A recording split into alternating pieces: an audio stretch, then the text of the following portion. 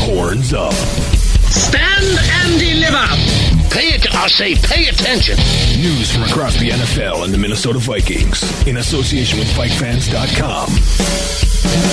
With your hosts. Like I picked the wrong week to a drink. The Rockstar Al Hiram. Did you eat a lot of paint chips when you were a kid? Why? And Jason the Beast Barham. They think he's a righteous dude. That was awesome.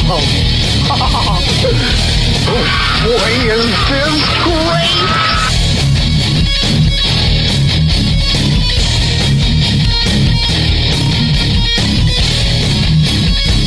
And welcome to another episode of Horns Up, your weekly rock and roll Viking-centered podcast. If you did not hear us on Thursday night, it's because we had a Thursday night game, so we delayed it to give you the proper recap. Well, all right. Maybe not a recap, but much as a bit session. I don't know, man. It was... seriously, I was at work for 90% of the game. I logged in 20 minutes before the game ended. I saw we were at 20-20 tied.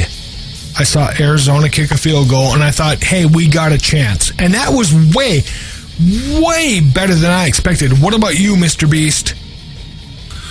Well, it's nice to be back on here again for another week and another edition of Horns Up.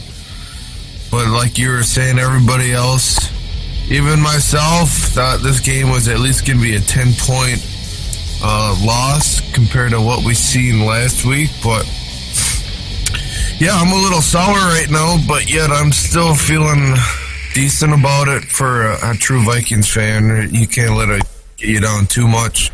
Some people let it, you can't get over it that fast. You know, it's like almost you got to think like a player. Dude, you know what? I know it's going to hurt, but tomorrow. I get you. I do. And that's why we're going to shorten this episode up. We're going to compact this episode. I mean, more than we've compacted the episode ever, because we're going to get right to it. We're not going to go around the NFL, dude. It's Thursday night. We just watched a game. So, I tell you what, it was one hell of a close game. It really was.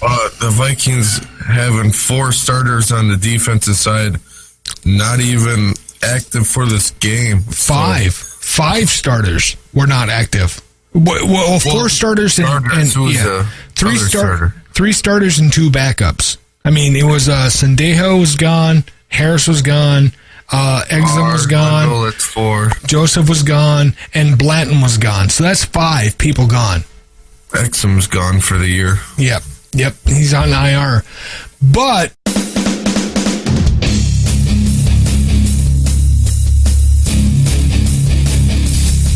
breaking down the game we just saw, that was rough.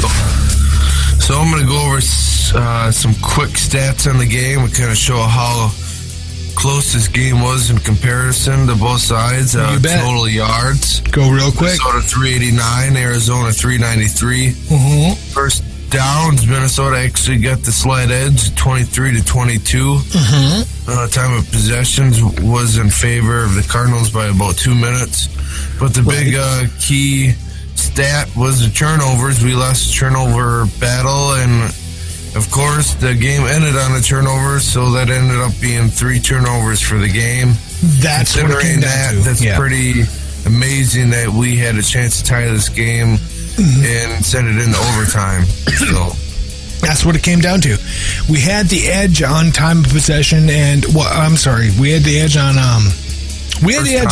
first downs. The rest were so close as to be inconsequential. This was a tremendously even game, even though none of the pros, none of the prognosticators expected us to put up this kind of effort, but we did, and we held them really, really, really close.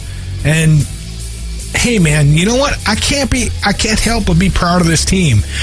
Other than that last second turnover, and even that, looking at that, so much like that Denver game. It was. You're at 3rd and 10. You want to give your field goal guy a little more room. Because, seriously, Walsh, come on, man. We have to... see, 40, it wasn't a given.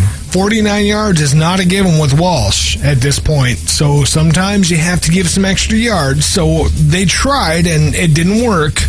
And okay, but at least they tried. And that's what I like. There was no taking a knee. There was no running time off the clock. There was no any of that bullshit. There was no Frazier or Chili offense on that. It was, you know what, and we're going to take one more shot, get it closer, and if it doesn't work, okay. So I'm happy with that. I am happy with that. I am really, really happy with the way our guys played tonight. Holding Arizona, the number one offense in the NFL, to 23 points, sorry. That's pretty goddamn remarkable. All things considered, with how much we've been through this year, with how much we've had to deal with, and with how many injuries we have, that's pretty amazing that we were able to do that. So, hey, you know what? You're 8-5 now, but 8-5 is still a league better than... Dude, remember when Vike fans was talking about preseason? We were thinking, hey, I'd be happy with 9-6, 9-7, right? 9-7 or 8-8. This is pretty good. I'm happy. I'm okay, especially against one of the best teams in the NFL, and Arizona deserves that. I'm happy to come out that way. Moral victory? I don't think so. I don't believe in that term, but that just obviously, our year isn't this year. But I tell you what, we hold up with these really good, top-notch teams. I mean, we're not that far off, and we got good coaching in the right week. We can definitely make it a game. So far, the only team that I thought, besides the opening week, the 49ers. The Green Bay game, that was just a joke. We shot ourselves in the foot. We actually got beat by Seattle. Mm-hmm. That's the only team right now I really feel like I don't want to play them. They are hot.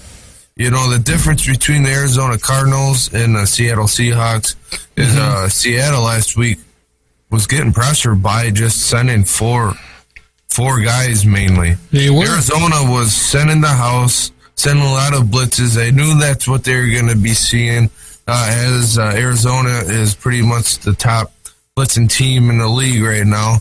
Teddy was striving on the blitz pickups, and he was getting first downs, and he ended up with his best career game as a Viking, as a pro. He ended up with 335 yards and touchdown. But, of course, in the end, another sack, forced fumble. He almost was going forward, but almost doesn't cut it, Right. Almost only counts in horse grenades. So, yeah. Against Arizona, after Seattle last week, literally, we performed so badly against Seattle. I was at a fly ball tournament for dogs, and I actually took a break. I went and got some chili, and I went out in the car. I literally sat out in the car and turned my phone into a hotspot so I could, remote home and watch the Vikings game on my HD Home Run Prime. I watched the last part of the first quarter, most or all of the second quarter, and in the first series of the third quarter, and I turned it off. I said, why am I sitting in the car watching this effort? But tonight, man, I was having so much trouble because I was at work during most of it, and I had a screen going off to the side with the game, and I'm like, wow, we're really playing. We're really competing. It was just one of those games where it seemed like we might be able to pull it off, but being Minnesota, we don't. Yeah, it's just we shot ourselves in the foot again. The turnover battle. We were driving down the field. I think it was second quarter.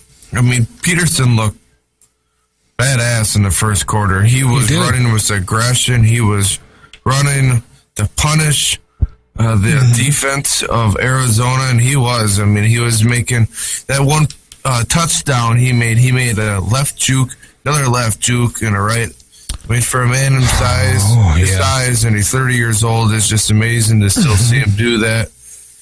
After that, I think the Vikings only had 6 yards in the third quarter, so it's still pretty amazing that we had a chance like this to at least tie the game and send it to overtime.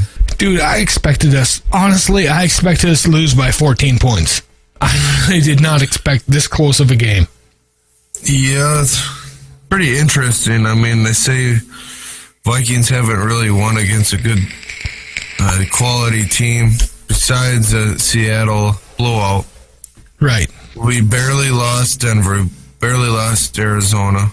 I mean, we were actually playing teams that are legitimate Super Bowl contenders. That Right. it's encouraging going forward, and it's encouraging going into the playoffs. Not only, mainly this game, because so many people on our defense were out for this game.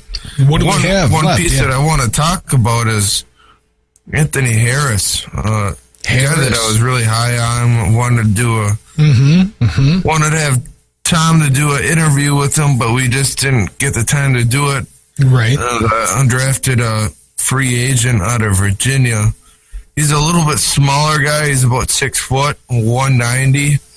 Right. Very feisty guy, though. Very aggressive, and you could see that in the game tonight on the running game, coming off the edge. Not scared to lower the shoulder and put the wood on a little bit, and good in coverage and everything. I think he's going to be a great guy for a depth in the future. So it was nice to see that. Injuries coming out of this game. A little concerning about Scott Crichton. Seems to me he had a concussion. Obviously, I don't have anything to confirm that, but when a guy is shaking his head and he's sitting by the bench over there and the doctors are helping him out, and you could see he got hit in the head pretty hard. Yep. It doesn't take much to figure out what happened there. And then early on in the game, like I was saying, Anthony Harris, he's not scared at all to come down, lay the wood down, while he ended up hitting his own guy in Xavier Rhodes in his hand. At first, I thought for sure the guy broke his hand. Right. But he wanted to come back in. He said he refused to go back to the locker room. So he came back out about... I saw that. Yep. A couple minutes later, wrapped it up. I know the coaching staff had to take him in to get x-rays at halftime, and they didn't have anything wrapped on it, so it's an encouraging sign that he didn't have anything broke, but he's probably going to have a very, very sore hand there for, I'd say, about a week. Right, but I think we got 10 days, though.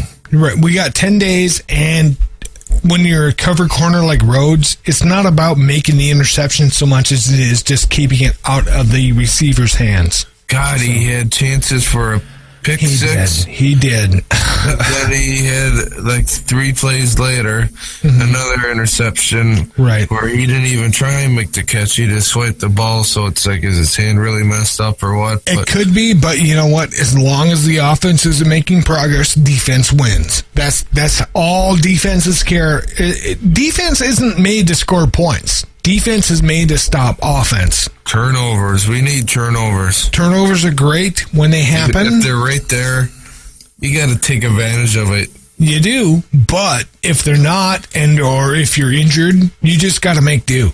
And that's what we've been doing. Well, I tell you what, now we're down to 3 weeks left of the regular season. It's going to be interesting. The silver lining here is if Vikings don't win the division, be a wild card. It seems like Seattle will be the other wild card. Seattle and Arizona Well, Arizona's already up. There's no way, really, they're going to lose 2 games. Well, I mean, it is the NFL, but they only have to win 1 game and they clinch a division, so... Right, yeah, but that's the NFC right now. The next 3 games, you only got to win 1. Right, that's the NFC right now, is that nobody knows who's going to clinch what, and we have no idea what's going to happen in the next 3 weeks. So then we're down to Green Bay, Minnesota, Seattle. Pretty much, them were the 2 wild card teams out of the 3 there. 2 out of 3 are going to get the wild card. The NFC junk pile East, we don't know who that's going to be, but we could eliminate the Giants from getting it because we play them in 2 weeks also. Right. So we got interesting here. We got to finish strong in our division play. So we got to finish here Chicago and New York Giants, and it looks like that possibly could be the last game at TCF Stadium also.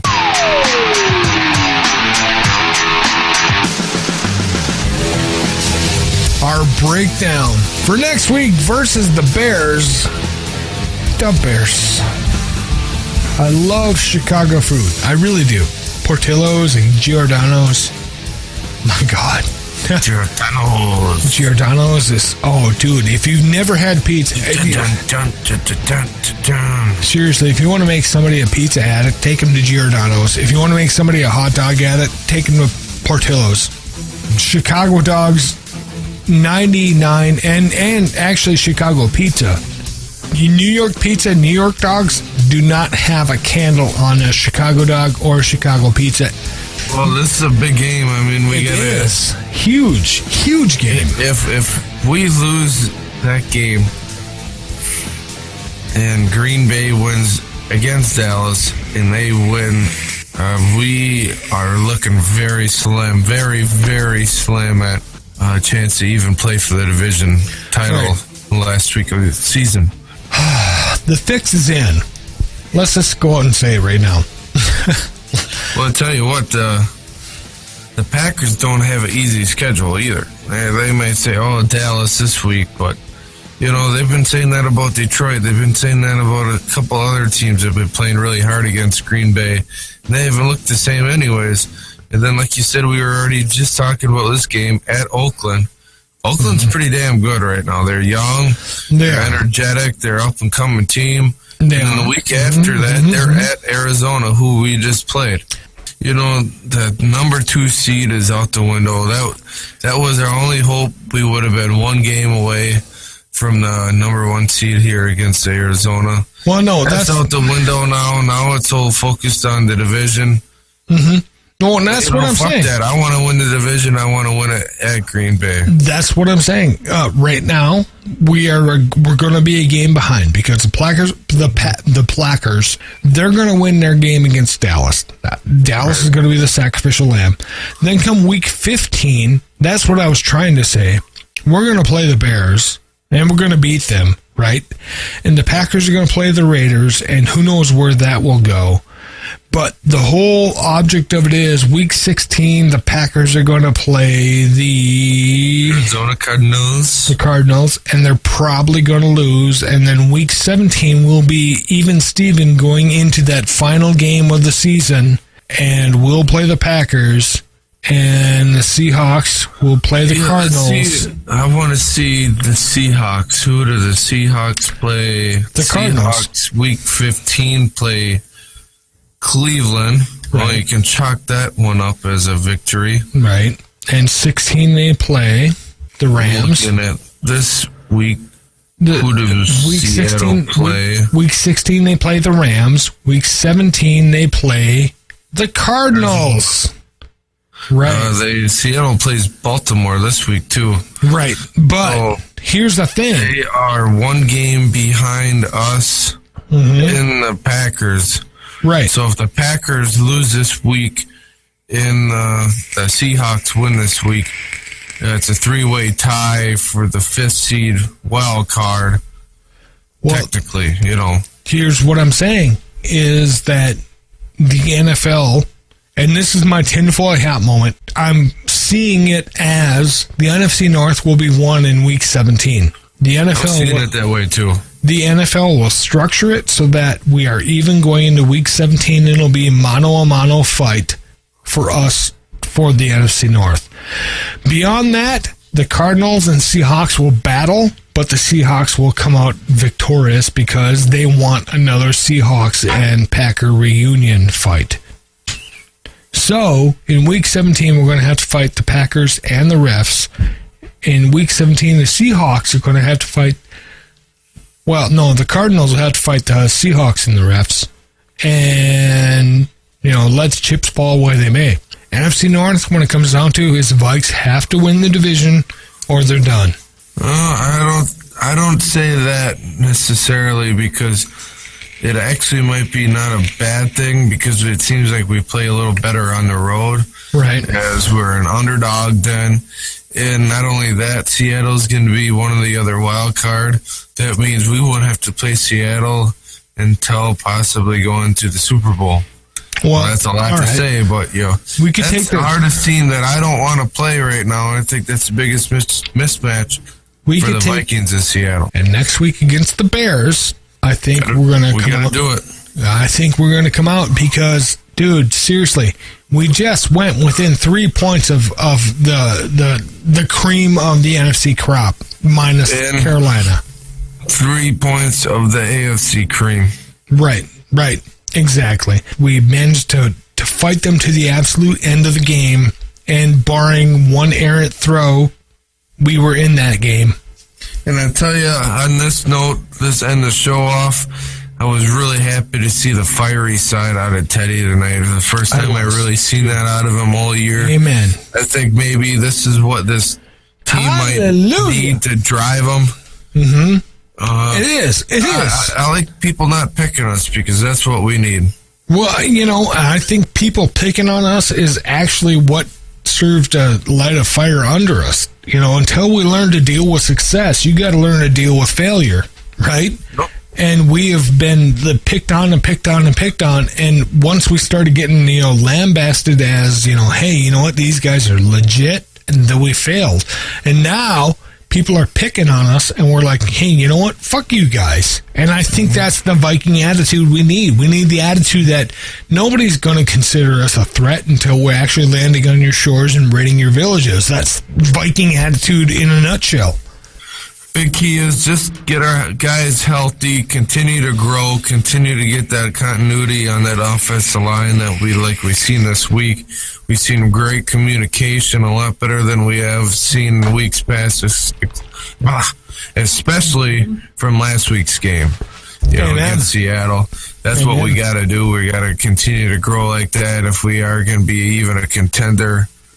All I'm asking, playoffs, win a game. Let's get a little playoff experience under Teddy's belt before we go into the new U.S. Bank Stadium for 2016, where we can go into the offseason and look for them last little key pieces to the puzzle to make a really strong push for next year. Amen. We don't have that many weaknesses, but what we do have are correctable. We're close. You got to remember, Bruce Arians in Arizona, this is his third year. Right. Zimmer is in his second year. So you can see that this is close to being a Zimmer team now. This is what he envisioned, and this is what he's telling Spielman type of personnel that he wants for his team. Right. Yep. So. And we get some more OL guys on there, and it'll all come together. I fully believe in that. I watched the whole, they had the interview this before the pregame tonight, or during the pregame tonight, between Zimmer and AD and Teddy, and it was like all three of them were like, yeah, man, I got Z's back, and Z's like, dude, if Flair has my back, I got his back. And it was just this whole not even a love fest. It was just like, you know what? If he believes in what I'm doing and he does what I tell him to do, I got his back. And the players are like, you know what? Z tells me to do something, I do it, and he's got my back. And it's perfect. That's beautiful. That's what you want. So, I really like Z as a head coach. What do you think, man? Let's end it on a good note. Let's look forward to the future here in the next 3 weeks. This is crunch time, boys. Oh, yeah. Next 3 weeks. Well, hell, next week, man. Seriously, we're not looking next 3 weeks. We're doing the Zimmer theory, going 1 week at a time. So next week, his ass. Next week is Chicago, a team we know we can beat. We have beaten, and what they've got is Matt Forte, Cutler, and Alshon Jeffrey. Great weapons. Well, okay, Alshon Jeffrey and Matt Forte are great weapons. Cutler's a great weapon when he decides to be. So how do we take that away? I would imagine we would get some of our starters back on defense. Don't know about all of them, but it would be, I would say 2 out of the 4 should be back. Just 2 out of 4? I'm just going to be hopeful. I think Linville will probably be coming back, and I would say for sure Sendejo. Bar iffy. What do you know about Harrison the injuries? Smith iffy. Why iffy? Because he's got a knee and now he's got a hamstring. Well, the hamstring occurred before, but the knee was just sort of tacked on. So, what do you have some inside info that we don't know about? Sendejo was kind of close. Sendejo is going to play in 10 days. Right. Okay. Linville's already been out for 2 weeks, and he hasn't even attempted to start a game. The reason I say that, Harrison Smith and Bauer both started at Seattle, and they both played a couple plays, and then they were out of the game. So, all right. Did they re-aggravate it, or did they just throw the towel and say, I'm not going to be what I should be to you, coach? Just to warm up. Yep, I get you. So what's your final prediction for Bears versus Vikings? I don't know. It's too hard to tell right now because of the injuries. Right. Injuries could pile up for Chicago, but... Take our current injuries and go to next week and say, what do you think? What's going to happen? What do you feel? I'd say it's going to be like a 24-17 game. For who? Hopefully the purple. Hopefully the purple. I'm going to be a little more confident and say 23-13 Vikings. Because I think this is our year, and I think this is our week where people come back and they take over the game again. So I think that's actually what's going to happen. But that's me, and that's you. And that's it for this week. Yes, indeed. We have gone through one more week of Horns Up. Ladies and gentlemen, thank you all for listening. Oh, nice applause. That's cool. And a whistle, too. We'll see you same bad time, same bad channel next week. Thank you for tuning into our recap. Thank you. Wow, did you echo yourself? How did you echo yourself? That was pretty cool. Are you using an echo mixer? Echo. Yeah, you are. All right, we'll be back next week. Same bad time, same bad channel. Take care, everybody.